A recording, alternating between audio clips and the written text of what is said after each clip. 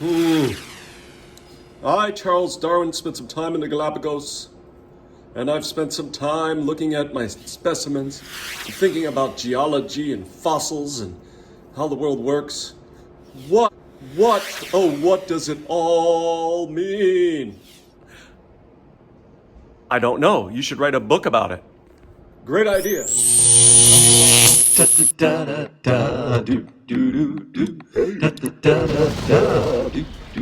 All right. Hey now. Mr. Kovacs class. It's Mr. Kovacs class. You might learn a ton. It's Mr. Kovacs class. He's interested too. It's Mr. Kovacs class. And he's super cool. It's Mr. Kovacs class.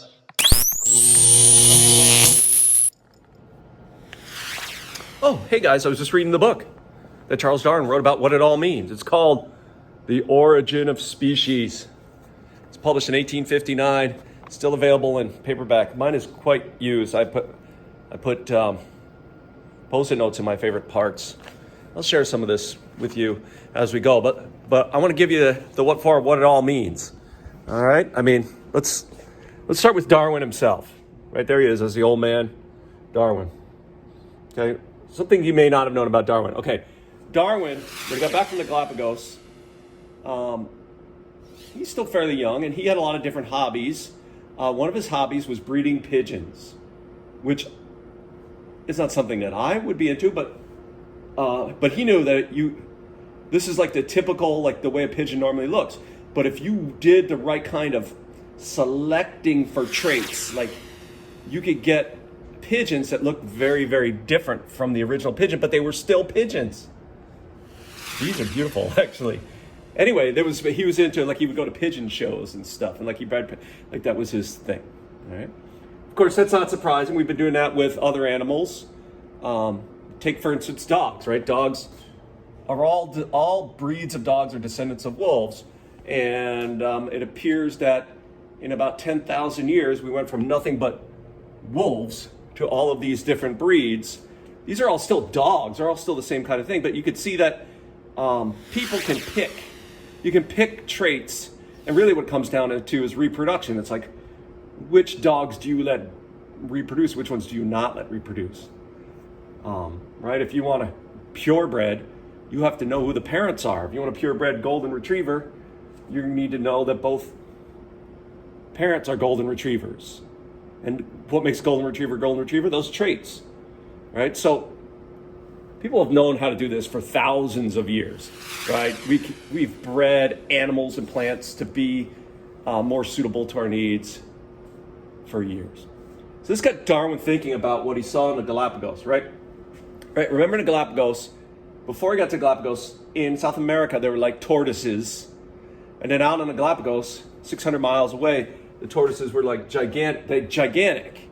And then he's like, they said out there that each island, like you could tell where the tortoises lived, that you could tell what island they were from by their shape, their shell shape. It was pretty easy to do that. Okay, so Darwin was like, that's a lot like dogs or pigeons. There's something about the island that was selecting what the shape should be. You call that a selective pressure. Or let's take the iguanas, for example, right? In South America, there are iguanas that are very green, which makes sense. And where they live, it's like jungle, like being green would be great camouflage. On the Galapagos, being green would not be very smart since it's very sparsely vegetated there, right? The land iguanas seem to blend in with where they lived, and the marine iguanas lived on the black basalt rocky beaches, and they blend in perfectly, right? And they, there are other things, like the iguanas here would eat mostly insects, small other animals, but here, right, the land iguanas were eating mostly cactuses because there weren't a lot of insects and small animals to eat. And the marine iguanas went to the ocean to go eat algae. And it got Darwin thinking that maybe there was selective pressure, like if you were a green iguana and you went to the Galapagos, you would not survive. You'd have to be like one of these iguanas. But the question is, like, okay, how did those iguanas get there? I mean, there's 600 miles. And I mean, he thought a lot about this, and some things that he knew about the Earth and geology and stuff. Like, he knew that the Galapagos Islands were volcanic, and they're fairly young, like maybe 4 million years at the most. Okay, but they haven't been around that long. He also knew that this part of South America was prone to big violent storms like hurricanes and tropical storms. He also knew that when there was a lot of volcanic activity, you get tsunamis, like big tidal waves. And he knew that, I mean, and it's pretty obvious, even now it still happens. Every time there's a hurricane or tsunami or tidal wave, or you get big, we call them rafts, where like wood and debris from the land gets swept out to sea. And he imagined that you could also get animals. In fact, this picture was taken pretty recently of a couple of iguanas, go figure, that were swept out to sea by a hurricane. Right? I mean, think about it. Or on a tsunami, right? You get this. But anyway, so he said it was pretty reasonable that probably some land iguanas at one time, because they obviously weren't, like, when there was no islands there, you couldn't have had iguanas. The iguanas had to get there, right? That's Francesco Redi said, they don't want to appear by magic. That some iguanas must have been swept away by like a tsunami or raft or something. And it's not that far, 600 miles, so very easily you can envision surviving. And then over 1 million years, the selective pressure changed the way the iguanas looked. Just like people were able to change the way wolves look to get different types of dogs, just like he could change the way pigeons look to get different breeds of pigeons. He said that the environment must have changed. Right? Now, a female green iguana will lay 20 to 71 eggs a year, and they'll every year of their life, they have to wait 2 years before they are reproductive. So just a little bit of math. I mean, you could see that I know you guys love math, but if it's 1 million years that the first iguanas made it out to the Galapagos, that's every 2 years is a generation. That's 500,000 generation. Each iguana could lay 20 eggs times. I mean, you could see that in 1 million years, we get an insane number of potential iguanas.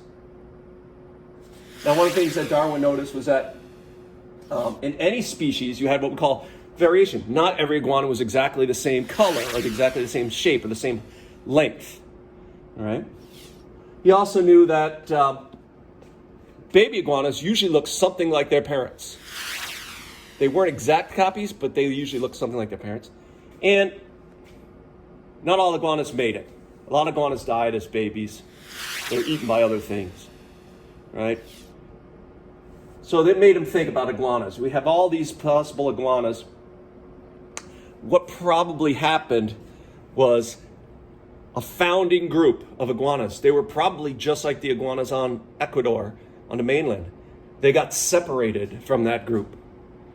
Right? And then in the place they were separated, what was choosing to live or to die, like the different predators or the different food available or the different environment, basically we had different habitats and different selective pressures. And then over 500,000 generations, now you have two very different looking iguanas. They're still iguanas. They still look kind of like each other, but they are so different from each other that they do not intermix.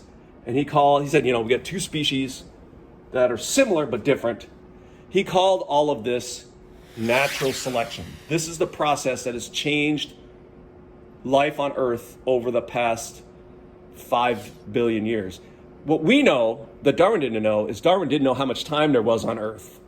He had an estimate, but actually now we know there's more time than Darwin could have even imagined based on our studying of rocks and fossils and things like that. All right, so natural selection. That was Darwin's big idea, and we learn how it works, and we're going to do a lab where we test to see how well it works.